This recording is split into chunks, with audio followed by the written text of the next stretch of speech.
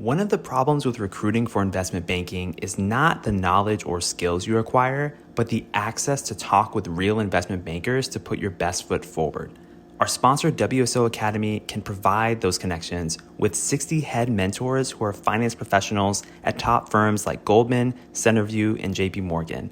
Imagine being able to get on the phone within 24 hours with one of the Academy's 1,300 mentors right before a critical interview. Get on the waitlist for WSO Academy today by clicking the link in the show notes or by visiting wallstreetoasis.com/academy.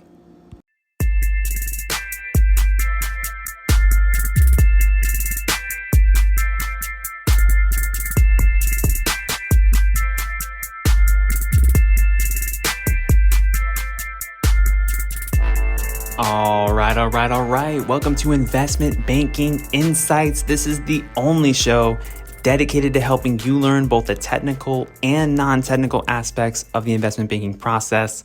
Hello, my name is Alex Mason and I am your host. Hope you're doing amazing today.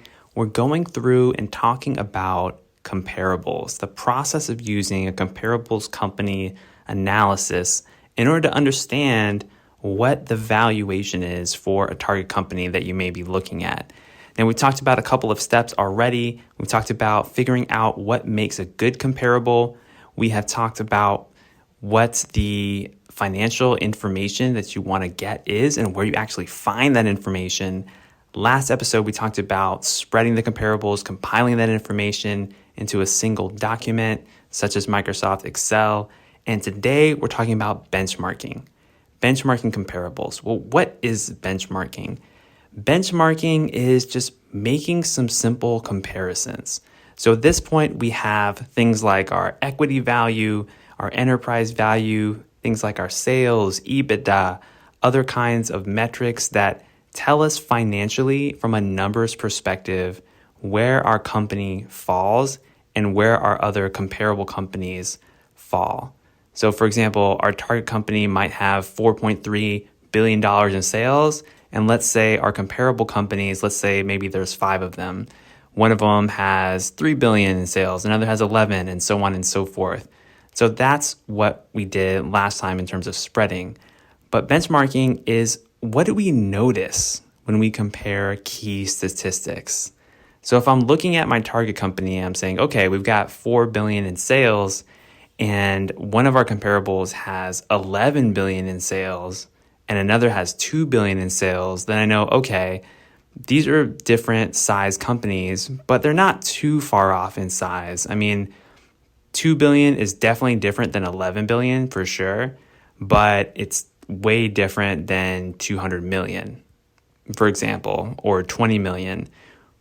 So that kind of lets us know that our comparables, at least from the perspective of that specific financial metric, in this case, sales, is not too far off and might be good for our analysis. So want to ask ourselves a question. Where does the target company fit within the broader picture? So if I'm looking, again, just using this example of sales, if I've got a $2 billion sale company, an $11 billion sale company, and my target is at 4, and then let's say I've got some other companies kind of in between in that range, what does that tell me? Well, that tells me that, all right, my target company is somewhat within this range. Contrast that if my target company, let's say it had sales of $20 billion and all of my comps, the sales were 10 or below, then that would be a problem for me, because then I would say, oh, wow, like my target company is way bigger in terms of sales than all these companies that I feel like are comparable. Are they really that comparable, or what's causing the situation? Are there no public comparables of this size with this business model that are out there? Or what's going on in the industry? There may be something else going on. So that kind of spawns off a list of other questions that you might ask yourself in order to better understand the validity of the numbers that you've compiled. Another thing you can ask yourself is, how does your target company fit within the tighter picture when you're looking at the most relevant comparables? And what makes those comparables most relevant? So let's say I went ahead and I spread my comps. I got my target company, and then let's say I've got 5 comparables. But really, if I'm looking at the numbers, I'm benchmarking. I'm looking at, okay, how similar are our EBITDAs? How similar are our net income? How similar is our sales? And if I notice that there are certain companies where the metrics just fit way better than some of the other comparable companies that I'm looking at, maybe I want to include those in the analysis, and maybe I'll kick out the others if they're not really that great of a fit. So what I'm doing is I'm narrowing the range of comparable companies, because remember, what is most relevant is most important. Think about it from a client perspective. If you're presenting some comparable companies analysis to a client, do they really want to know if your company, like let's say that for the sake of example, let's say that your client is Target and you're pitching them a deal, like some kind of merger with, I don't know, like Walmart or something like that. In your comparable companies analysis, maybe you find another retail store is Ross stores. But let's say that Ross's stores sales are way lower than Target and Walmart. Well, yeah, technically they have the same business model. Technically you find them in strip malls and they may have similar types of customers and the demographics may be the same.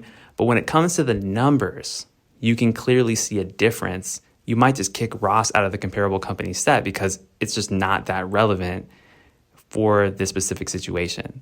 So that's what I mean when I say that you want a tighter picture of the comparables, because remember, the whole point is to actually use this information to make a decision, help the client make an informed, accurate decision based on evidence. So the way that you shape that picture can either make things more clear for the client or less clear. So definitely want to make it more clear. But in essence, that is benchmarking. You're comparing these different metrics and asking yourselves the question of, does this fit? Does it not fit? Why is this similar or why is this different? So that is benchmarking comparables. That's what I got for you today here on the podcast. Tomorrow, we're going to be talking about the final step, which is actually determining the valuation range for the target company. So that's what I got for you today. Have an amazing day, and I'll see you next time. All right, bye.